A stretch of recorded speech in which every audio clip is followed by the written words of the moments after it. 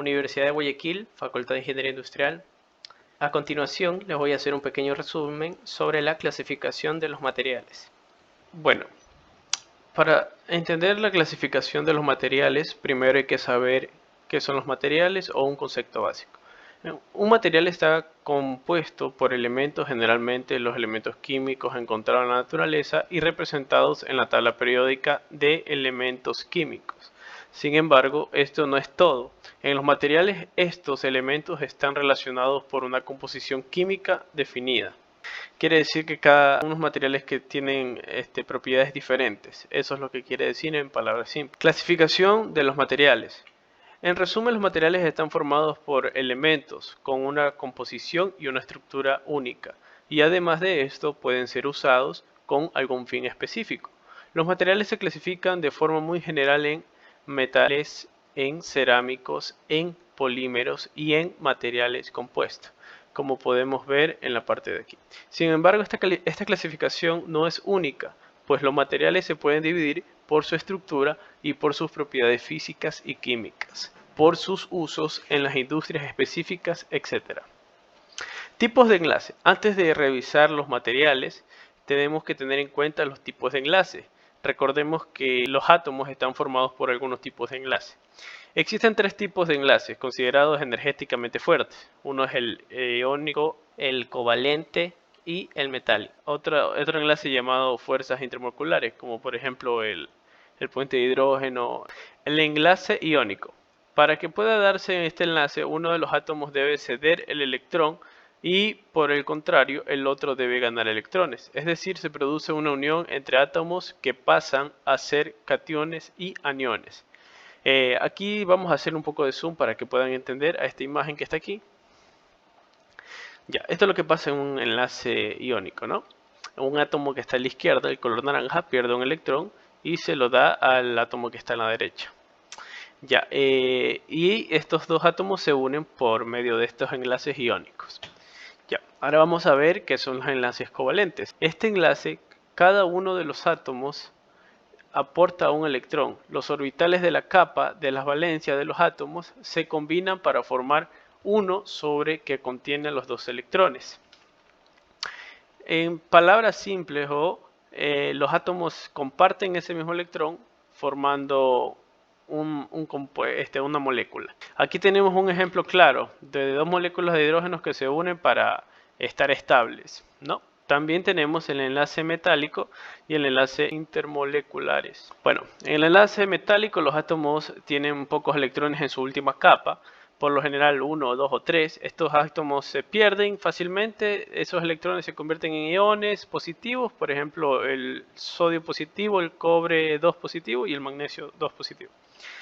Y enlaces intermoleculares, este tipo de enlace se caracteriza por que la distancia entre los átomos es más grande, nada más. Bueno, una vez aprendido esto, debemos ver uno por uno la clasificación de los materiales. Comenzamos por los metales. Los metales tienen dos subdivisiones, que son los metales ferrosos, que podemos verlo aquí, los metales no ferrosos. Vamos a ver los ferrosos. Los ferrosos se dividen en hierro puro, acero y fundición, que son otras aleaciones que tienen hierro, ¿no? Y materiales no ferrosos, los metales ultraligeros, que viene a ser el magnesio, los metales ligeros, que se dividen en aluminio y titanio, los metales pesados, que son cobre, latón, bronce, zinc, estaño y el plomo. Bueno, vamos a ver un poquito más de las aleaciones ferrosas. Ya, aquí tengo mal, ¿no? Aquí son aleaciones ferrosas. Vamos a omitir este error. Aquí son aleaciones ferrosas. Aquí está puesto no, pero sí son ferrosas. Ya, en las aleaciones ferrosas tienen como elemento mayoritario el hierro, obviamente, que la palabra fe viene a ser hierro, ¿no? Y en general son aleaciones muy fuertes y maleables, de bajo costo y relativamente fácil de obtener. Aquí tenemos muchos ejemplos de acero en la vida práctica. Ahorita con este material se usa mucho para reforzar columnas. Este es un tornillo de toda la vida y estos son engranajes puede ser de una moto o un motor de moto, claro. Los aceros se dividen en acero al carbono. Aquí están algunas temperaturas, aleaciones también con el magnesio, el silicio, el cobre. Los aceros se pueden dividir en todos estos tramos, ¿no? Ya, vamos a pasar a las aleaciones no ferrosas. Ahora sí. Tenemos el cobre, lo que es el titanio, algunos otros elementos como el aluminio, el magnesio y entre otros. Ya. Las aleaciones no ferrosas, como su nombre lo indica, entre las más utilizadas se encuentran las del cobre, que son buenos conductores de energía, de electricidad, de electrones. Tiene propiedades químicas específicas, no como el acero. Claro que el acero también, recordemos que es aleaciones ferrosas, y estas ferrosas son más fáciles, relativamente más fáciles de conseguir. Aquí, como podemos ver, el papel de aluminio, o sea, tiene diferentes propiedades que las aleaciones ferrosas. Cada metal, si tú lo aíslas, te dan nuevas propiedades. Entonces, en eso se dividen los metales. Ahora vamos con los materiales cerámicos. Los materiales cerámicos tienen como características que deben ser compuestos principalmente por enlaces iónicos y covalentes, que se ordenan de forma específica, dando al material una estructura cristalina. Tenemos aquí algunos ejemplos como tejas, pavimento, suelo y lavabo. También vamos a ver materiales poliméricos.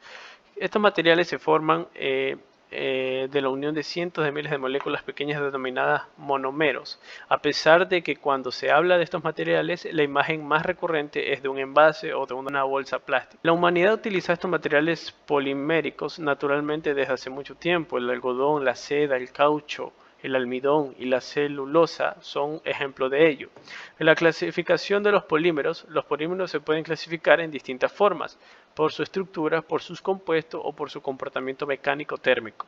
De estas dos propiedades se entienden las divisiones polímeros termoplásticos y termoestables. Y por último vamos a ver un resumen de los materiales compuestos. Un material compuesto es el resultado de la combinación de dos tipos de materiales, metal más cerámica, metal más polímero, polímero más cerámica. Son la unión de todos los anteriores vistos, los anteriores materiales. Bueno, con eso termina un resumen pequeño de la clasificación de los materiales.